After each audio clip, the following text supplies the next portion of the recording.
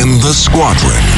They called him Bullets, but we call him Greg Kelly. Greg Kelly is on the air on the Red Apple Podcast Network. You know, it makes me proud. It really does. It makes me proud to be an American, seeing, and I don't normally say this about politicians, but they were terrific. And, you know, we have a lot of shallow people seek political office, a lot of Joe Bidens, a lot of wannabe Joe Bidens, right? You know, even a mediocrity make it big. Doesn't matter if you're smart. Doesn't even matter if you're articulate. You know, just got to have that drive, that ambition, a smile and a handshake. And then you get to raise money and they make posters about you and TV commercials saying what a swell guy you are. You get to mail everybody in your state telling them what a beautiful man you are, how much good you're doing for other people. The thing about doing good, you're kind of supposed to keep your mouth shut about it, you know? It's kind of, yeah, there's something about that. Now, at the same time, you could, I like it, people, you do something, you're proud of it, proud of a job well done. You don't hear President Trump brag about charity, actually, I've noticed. Anyway, they're giants on Capitol Hill. Day in and day out, it doesn't seem that way. You know, it doesn't. But there are some guys up there who just did amazingly well. Now, first things first, though. I'm going to be, it's tedious, and it's very tedious, actually, because you got to pinpoint the exact moment where the lie occurs. And Fauci, being a slimy bureaucrat, is, well, you know, he's good at avoiding having to say much of anything. All right, but here he is on TV saying explicitly that he had nothing to do with school closures. All right, speaking to one of the fakest of fake news guys, a guy named John Carl. All right, really terrible fake news dude. Are you ready with this, Carlos? This is Fauci. It's a little quick clip, all right? You got to listen carefully, because if you blink, you'll miss it, okay? Go ahead. They always come back and say Fauci was responsible for closing schools. I had nothing to do. I mean, let's get down to the facts. Okay, what was he writing in his diary at that time? I spoke with Bill de Blasio, the mayor of New York City, and convinced him, based on what I was saying publicly and my conversation tonight, to close the New York City schools. He had already decided based on what I was saying on TV. I want to tell him he should close the bars and restaurants in New York City. He said that he would base this on my recommendation. I had a similar call with Ann O'Leary, the chief of staff to Governor Gavin Newsom of California. Is that the woman who got arrested? Ann said that based on my TV appearances today and yesterday, the governor has decided to close the schools in California as well as the bars and restaurants. He had already closed the churches at that point. When I left the White House and crossed Pennsylvania and 17th Street, several cars honked their horns and shouted, "Thank you," out the window. Wow. You know, we can be very sheep-like, right? We can be, oh, gosh, that so-and-so is popular. So-and-so's on TV. So-and-so, oh, yeah. No, don't trust anybody. Trust but verify, whatever. All right. Josh Hawley, this was your moment. It's a beautiful thing. So appreciate you, sir. Let's go. Thank you, Mr. Chairman. Well, nothing says honesty like taking the fifth, huh, Doc? Let's try something. What day of the week is it today? On the advice of counsel, I respectfully decline to answer based upon my rights under the Fifth Amendment to the Constitution. What color tie are you wearing? On the advice of counsel, I respectfully decline to answer based upon my rights under the Fifth Amendment to the Constitution. What color's the carpet in front of you? On the advice of counsel, I respectfully decline to answer based upon my rights under the Fifth Amendment to the Constitution. Let's just get one thing straight. You don't have any rights under the Fifth Amendment because you've been pardoned, as you very well know. As the Supreme Court has been clear for a century and more, Brown versus Walker, 1896, when he has been pardoned, he may not stand upon his privilege. You know that. Your lawyers sitting behind you now shifting nervously in their chairs. They know it. This isn't about the Constitution. This isn't about the law. This is about contempt. Contempt for this body and contempt for the American people. But I think I know why you're doing it. It's because you don't want to answer questions. It's because you did all kinds of terrible things. It's because during the pandemic, you got rich, didn't you? You got rich while people were dying, hundreds of thousands of Americans, over 1 million in the end, and you were getting rich. And not only were you doing that, you were using federal employees with taxpayer money to apply for and solicit cash prizes for you personally, cash prizes totaling over $1 million. You did all of that during the pandemic, didn't you? That's a question. On the advice of counsel, I respectfully decline to answer based upon my rights under the Fifth Amendment to the Constitution. You remember Greg Folkers? Who was that? On the advice of counsel, I respectfully decline to answer based upon my rights under the Fifth Amendment to the Constitution. Your chief of staff is the answer. Do you remember Patricia Conrad? Who was that? On the advice of counsel, I respectfully decline to answer based upon my rights under the Fifth Amendment to the Constitution. She was your personal assistant. And what were these individuals doing in the depth of the pandemic in November of 2020 when millions of Americans were suffering from COVID? What were they doing? I tell you what they're doing. Folkers was on your behalf soliciting and gathering information for a cash award. Let's look at it. We've got his email right here, right over my shoulder. Folkers says, I'm working on this nomination for the Dan David Award for Fauci. We need to beef up the COVID part. Do you have language in the can that you could share that delineates how we responded in new ways to COVID? He sends this to multiple federal employees. What was the Dan David Award? Do you remember, Doc? On the advice of counsel, I respectfully decline to answer based upon my rights under the Fifth Amendment to the Constitution. It was a $900,000 cash award. $900,000 cash award. And he got it because he used federal employees to get it. And this wasn't the only award, was it, Dr. Fauci? In fact, you applied for and received at least 8 other federal cash prizes on federal time using federal employees and federal resources. Here they are over my shoulder. Besides the Dan David Award, you've got the Partnership for Public Service, you've got the Adelson Prize, you've got the Smithsonian Award, you've got the National Academy of Medicine's Award, you've got the CDC Foundation. In fact, you turned your staff into a full-time application machine. You actually wrote to people and said, do you think maybe I'd qualify? And you got cash for all of this. And it wasn't just 1 or 2 employees, was it? In fact, you used 8 separate federal employees on federal time using federal resources to solicit cash awards. Isn't that true? On the advice of counsel, I respectfully decline to answer based upon my rights under the Fifth Amendment to the Constitution. Here they are right over my shoulder. Here's all of them. The people that you use, federal employees, so that you could go and get cash money. And the most hilarious part is that you weren't content to even dragoon them into applying for all of these cash awards. You then had them go out to the ethics agencies and ethics watchdogs and demand that you be able to get the money. That's right. We've got it in your emails. Your staff and employees on federal time, using federal resources, being paid with federal dollars, are soliciting cash for you. And then they're turning around and saying to the agency, we don't want just an answer. We want to get to yes, because Fauci wants the money. He wants it.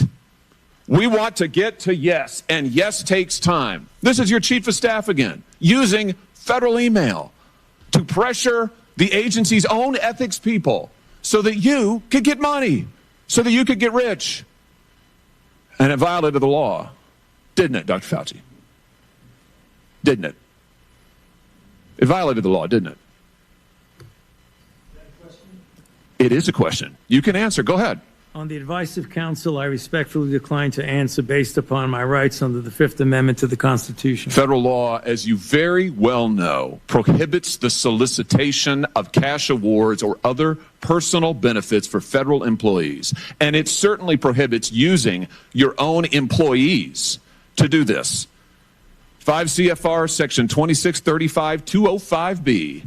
It says it right there in black and white. You cannot use federal resources, federal dollars, federal employees, federal offices, federal email, federal time to solicit cash awards. And you did all of it. And the worst part is thousands of people were dying while you were doing it. You were supposed to be the nation's doctor, and you're playing one on TV. But this is what you were doing with your time. Isn't that true?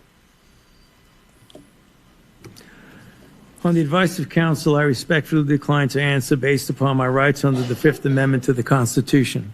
Yeah, I can see why. I can certainly see why. You know what I can't quite figure out is that why you were so obsessed with it, because you're already rich. I mean, and your scheme worked here. I mean, your net worth now is north of $12 million. You got over $1 million in cash awards during COVID, during a 12-month, 24-month span during COVID. $1 million you knocked down in cash money using federal resources. Now you're worth more than $12 million. You've got a pension that in its first year paid out north of $400,000 a year. 1 million people dead, you're getting rich. 1 million people dead, you're using federal employees to get cash awards for you. 1 million people dead, and you're here taking the fifth because you don't want to admit that what really happened in all that time was a multi-month, multi-year course of self-dealing. Isn't that true, Dr. Fauci? On the advice of counsel, I respectfully decline to answer based upon my rights under the Fifth Amendment to the Constitution. Yeah, well, silence is admission. And here's the real thing. At the end of the day, it wasn't just about the money, really, was it? It was really about a power trip. I mean, through all of this, you want to be the most famous scientist in the world. You were so focused on getting every award and every drop of cash that you could, all because you wanted to be on TV. You wanted to be the sun god of science. You wanted to be the guy who was in charge of it all. You wanted to lambast Trump. You wanted to make sure that nobody else stole your spotlight. You wanted to be the guy.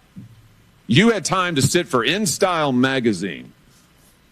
Here's what you were doing with your time. You could sit for InStyle magazine, but you can't answer questions for the American people. You could sit for InStyle magazine, but you're here taking the fifth. You could sit for InStyle magazine and get $1 million in cash awards, but now the cat's got your tongue. I bet he does. I tell you what, here's my conclusion from all of this. This was really all about you the whole time. Somewhere along the way, you lost your way. You may have been a good public servant at one time. I don't know. But what I can tell you from reading your emails now, from looking at what you did, how you used your employees, somewhere along the line, it became all about you. You became a narcissist and a megalomaniac and a liar. And you've lied to the American people, and you've lied to this body. And you've disgraced your profession by doing it. You called yourself the most famous scientist in the world. You've done more to harm science than anybody in my lifetime.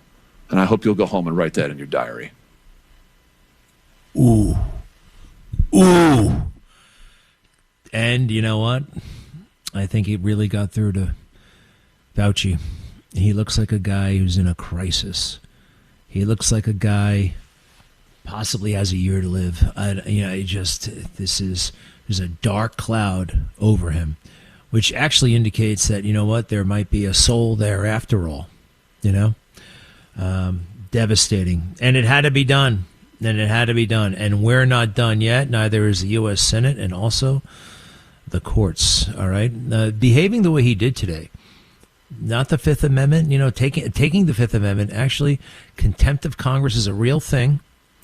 Given that he has the pardon, there's no justification for the Fifth Amendment, as I understand it, and as these guys are saying. So he could go to jail, contempt of Congress. Who else has gone to jail for contempt of Congress? I believe Peter Navarro, President Trump's trade advisor. Steve Bannon, remember him? He wouldn't testify about the January 6th. And here we go. Could he be next? Now, that would be the least of his crimes, okay? The least. But it's something. Let him see the inside of a jail cell. 800-848-9222. I shall return.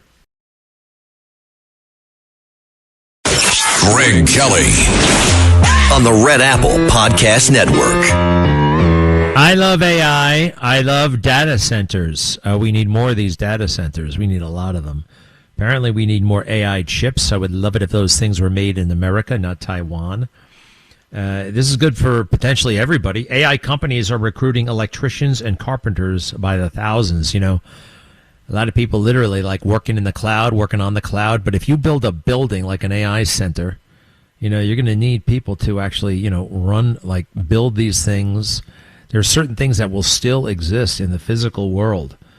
And the people who, carpenters, plumbers, They could be. I think they're going to be like tomorrow's lawyers. Like those that will be the prestige profession. Not that the lawyer really is a prestige profession anymore. Do we really think that?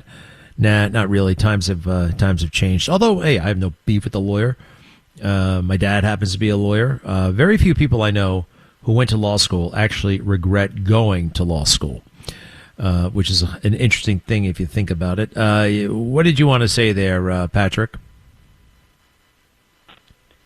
Well, I wanted to say just what you said, that Fauci should be sent to prison like Peter Navarro because he's mocking the Supreme Court and the Congress. He's mocking both of them by using the Fifth Amendment when the Supreme Court said if you have a pardon, you don't get to use the Fifth Amendment. And his lawyer should be disbarred for having him use that defense, because he has, according to the Supreme Court, he has no right to the Fifth Amendment when he's been pardoned. Well, can I just say this? No, I don't think the attorney should be disbarred for that. All right? No way. I don't like that. I don't like that at all, because people are allowed to look at the Constitution. We have very smart people who do it every single day. Justices, right? And they disagree with each other all the time on what that damn thing means. I love that damn thing, by the way. You know what I mean? I mean, that's our founders even saw it that way. They wanted to make it unambiguous, but ambiguity is in there. So I don't think you get disbarred from that. Just like you don't get disbarred if you're Rudy Giuliani advocating for President Trump about fraud and vote stuff. You get disbarred for stealing from your client. You get disbarred for shooting somebody illegally, stuff like that, but not for advocating a position. Okay, you're all right with that one, Patrick? Yeah, it's not the Supreme Court, but it's not the Constitution, but it's the Supreme Court that made the decision. I understand that they made the decision, but then you argue it out and precedent and all that kind of stuff, and it gets complicated. There's this precedent, but what about that precedent? And you argue it out. That's not why you get disbarred. I don't want people being disbarred for their legal theories. That's what they did to my friend John Eastland as well. We're going to get them their bar licenses back. Thanks, pal.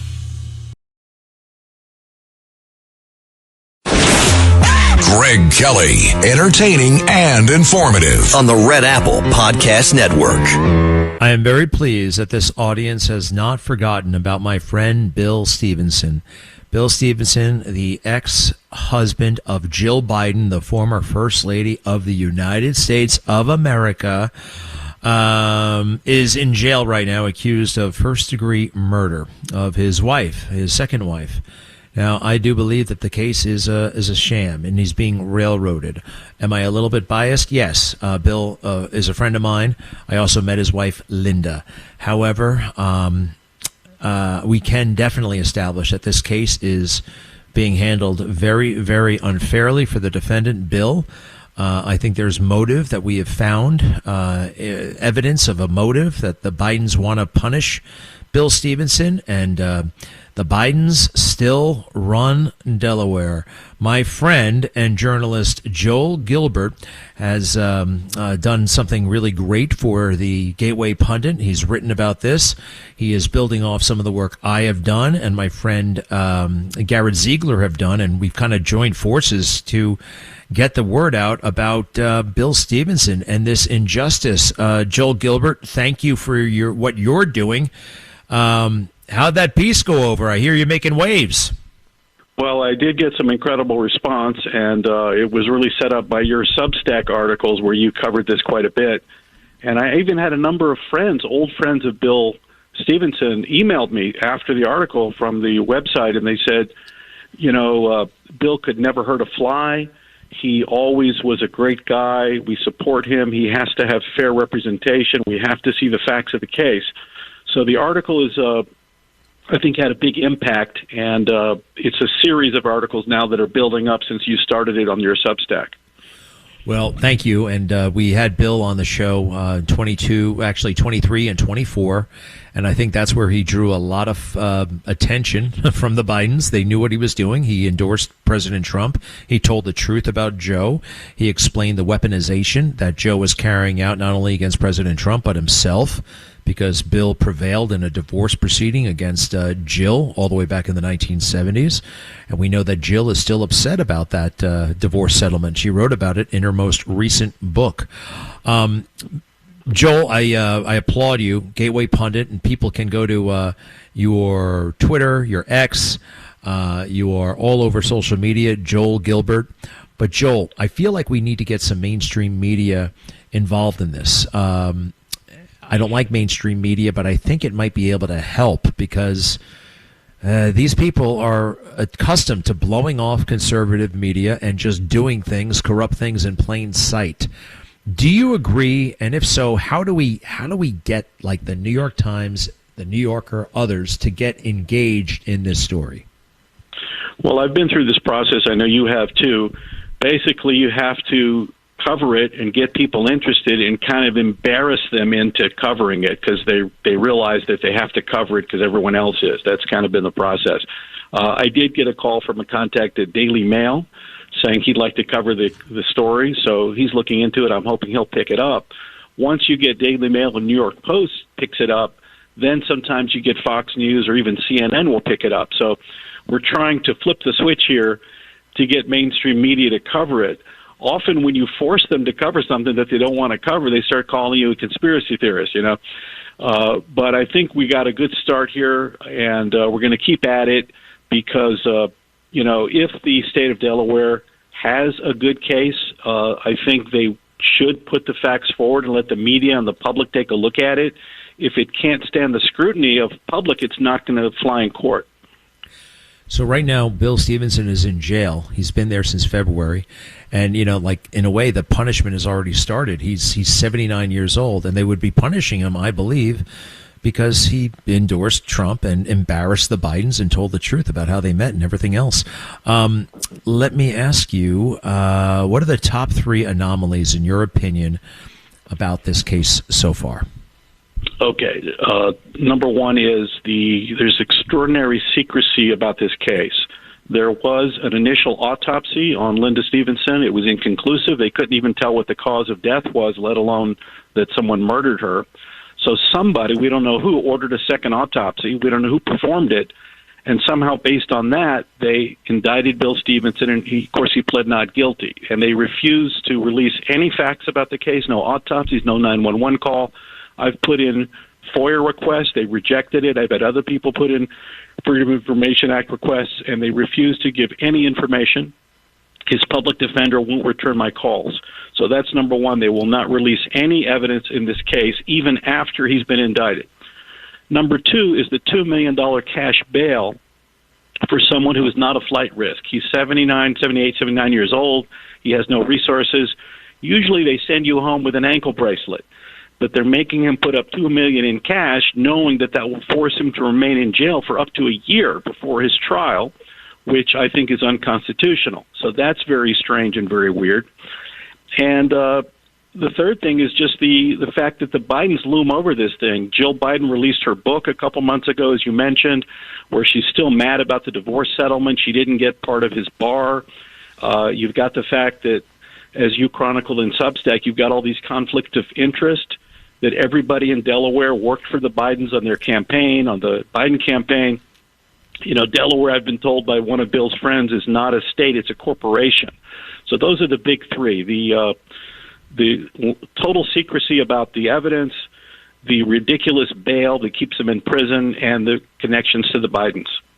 And with that, the conflict of interest, potentially with the judge, prosecutors, and even the defense attorney, Ross Flockersy, which is kind of astounding that he won't get back to you. He's a defense lawyer. You're trying to help the defense. And, he could at least get back to you and say, hey, by the way, shut up. You're not helping. Say something. Say something. And he won't do that. Tell us a little bit about his potential conflicts. Well, Ross Flockersy, as you pointed out, and Garrett Ziegler also had research with you, He is either lives with or is married to this woman named Misty Siemens, who is the chief of staff to the Delaware governor, Matt Mayer. Now, Matt Mayer has always talked about his close ties to the Bidens. He worked on the actual Biden presidential campaign way back in 1988. He was friends with both Beau Biden and Hunter Biden. So they're all so interconnected, you can't even separate it. So this guy, Ross Flockersy, all he had to do is return my call. He's been indicted. He can tell me, well, we're not allowed to release information, or he can tell me what he can. But it's just very suspicious. It just, when you talk about someone being railroaded, these are all the elements.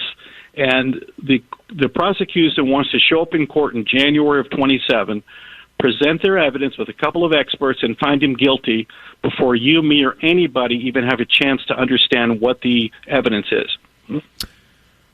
Wow. Well, so appreciate you being on this case. Hey, do me a favor. Let's listen to a little bit Bill Stevenson, what he sounds like. This man was married to Jill Biden back in the late 1960s, early 1970s. She was introduced to Joe Biden through Bill. Bill through a fundraiser. She has given so many weird contradictory statements about how and where she met Joe Biden. And when that happens, someone's lying. Okay, when you tell the truth, you never have to remember what they say, what you say. Go ahead and roll that tape, please, of Bill Stevenson with me, please. How do you feel when you see Jill Biden and what she's doing seems to be desperately clinging to power? What can you tell us? What is your take on what's happening? Well, my take is the only take that can be taken seriously, to be perfectly honest, Greg, because it has been 40 years that we've been married. Yep, a lot is going on. And as you say, I have no hard feelings. I've lived a better life since the divorce. Divorce was wicked, and I'll speak about that in a minute. But, Greg, I'm the only one that can tell the truth about what's going on here. And I am telling you, the young lady, Dr. Jill Biden, that I see on stage is somebody that I really don't even recognize anymore. It's sort of amazing how she's matriculated into this person. And you're right. I have no hard feelings. That's so far in the past, I even don't even realize that it's true anymore. But let me tell you something else. When I saw her yell on the stage that a president that I love, Donald J. Trump, I could not stand by any longer when she said he's a liar. It drove me crazy. I can't stand it anymore. Maybe I am taking the gloves off. I don't know. But, Greg, it's unfair. I don't understand her. I don't understand that she does not see that her husband, the president of the United States, is struggling. She's got to do something about this and realize that this is not any good for anybody, and especially the country. Bill, you went through the divorce. We can stop it right there. It's interesting to hear him, and that man is in jail right now. Not good for the country. He was worried for the country. How is he doing? I know you have spoken, we've both spoken, but you more recently, to people who have spoken to Bill. How is he doing in there? Again, 79 years old, robust guy. I mean, I sense that he's not healthy, but how's he doing? Well, I've talked to 2 or 3 of his friends that do speak to him, and they've said it's very restricted because he's surprisingly held in a cell with 2 convicted criminals who are serving out their sentences, and that is very abnormal. When someone is not even being tried yet, they're not supposed to be held with people serving sentences and convicted criminals, because then we get these things where they say, oh, there was a fight and so-and-so got stabbed by these other mean guys, that were in there for being who knows what they were doing. So he's not supposed to be held in a jail cell with convicts. So they always say when they speak to him, Bill is very guarded, and he actually has to speak to them from his cell. He can't go out to some phone. They give him a phone in the cell. So everything he says is heard by these 2 convicts. So he has to be very careful. He knows he's being recorded. So we're actually getting very little information from Bill himself because of the restrictions over the fact that he's in a cell with 2 convicts and he knows he's being recorded. Well, that's crazy. That is crazy. And obviously, safety is a factor here, too. Do we know what those guys were convicted of? I mean, serious stuff, or What? We don't know, but when you're in that type of jail, it can be anything from fighting or being a meth head or drugs. It's probably not people that are in there for life, but they're people probably have had some kind of altercation or emotional problems typically. And, I wouldn't be surprised if we wake up one day and say he was injured or killed, got in a fight with somebody. It's just inappropriate for him to be jailed with convicts. And I think it's inappropriate to be in jail for a year when you haven't been convicted of anything. They should send him home with an ankle bracelet. Makes sense. That would be the decent thing to do, and a lot of other things have to be done here for there to be justice and fairness. Joel Gilbert, follow him on X at Joel S. Gilbert. You can also go to highway61ent.com. All kinds of fascinating projects up there, from Al Gore to Roseanne Barr, Barack Obama's brother. Really fascinating. Fascinating man. Joel Gilbert, we appreciate it, sir. Okay. Thanks for having me. We'll stay on this. You bet. To be continued.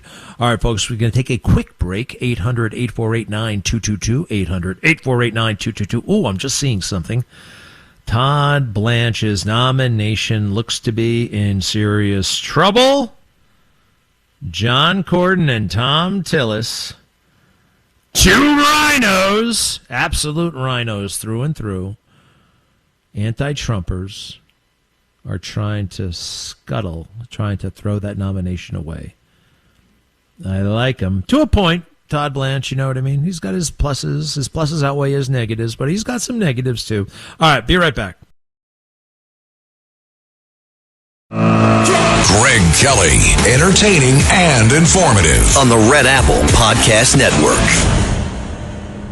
All right. Oh, shoot. I don't have a recent picture.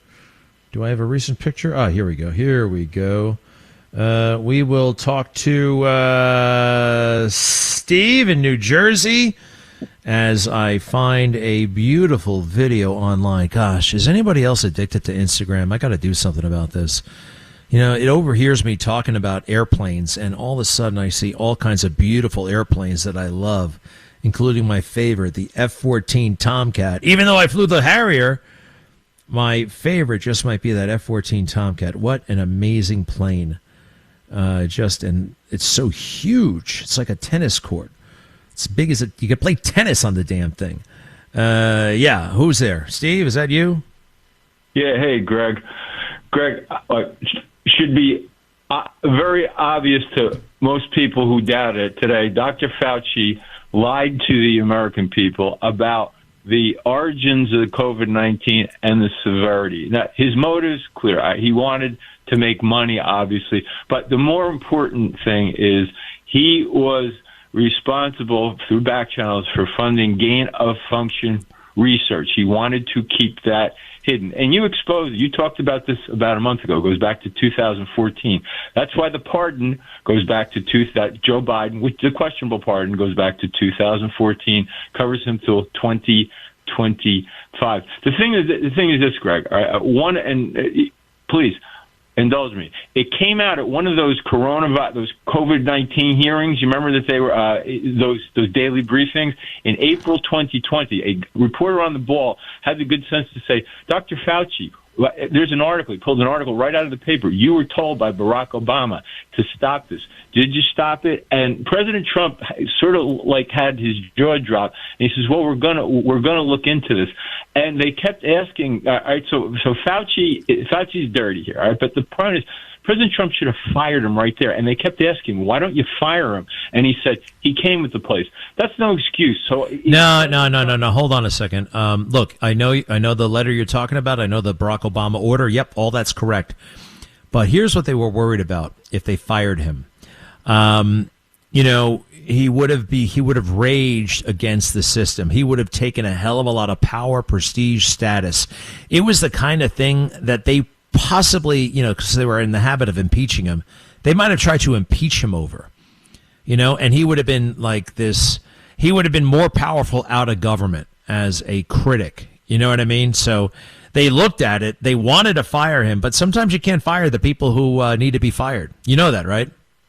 Yeah, I know, Greg. I understand that, but you realize leaving him in place, that put in. No, they started to ignore him. You got to remember, they also started to ignore him. They blew him off. They figured him out. They figured out that he was a fraud. Yeah, so he could still go on TV and confuse people because he never really said much on TV. So that was part of the issue, a big part of the issue. I appreciate it, man. Who else? Hey, wait, is that Frank? Frank in Bayville? Hey, Greg. Yes. Hey, Frank. You know what? I was really taken aback the other day. You and Israel. Did I mishear you? Did you call Israel an enemy of America? I think you just misunderstood what I was. Well, I mean, did you say that or no? Not a direct threat, but we have a bigger situation. Wait. I got to get this straightened out right now. You think Israel, the country, the nation of Israel, is an enemy of America? Well, I believe that the people of Israel have the mindset that they are God's chosen people. Therefore, everyone else is beneath them. So how could a civilization that believes they're God's chosen ones could possibly look at us as equals? Yeah, I don't. All right, so now you're trying to. I mean, like I don't see it that way. I don't see it that way. And I just don't. And that's I don't want to use the word trope, but I feel like you're going for a trope, right? A trope. And as you know, we believe that with Christ's arrival, everything kind of changes, right? It's the fulfillment of everything. Now, so Frank, I'm really taken aback. You called up and you said, and sometimes you do that. You try to sneak things by me. You talk really fast, and you like these loaded sentences and all that stuff. So I want you to think about that. I really can't do that. I'm sorry, pal. I'm sorry. Lou, how are you? Hey, I just want to mention something. I go on the other caller. Fauci ended up funneling money to a group in New York called the Eco Health Alliance, run by a guy named Peter Danzak. Yeah. He was the one that funneled millions of dollars to the Wuhan Institute for this dangerous gain of function research without checking the facility itself. Then later on, he also, to cover his tracks, got 27 other scientists to send 2 letters to the well-renowned Lancet publication, which, said, that the whole lab thing was a fake, and that's where the rest of the news media got their information from. So Peter Danzak should also be investigated because he's the one that tried to cover this whole thing up. Well, I don't think he's an American citizen, and there's reams of stuff about Peter Danzak, whatever his name is. He's a Brit, isn't he? I'm not sure. He's a Brit, and also he wasn't working for the U.S. government. So, look, what did he care? He just wanted the money. You know what I mean? But he didn't have a responsibility to anybody but himself, which is a difference. It's a difference. But I'm suspicious. Thank you, pal. To be continued.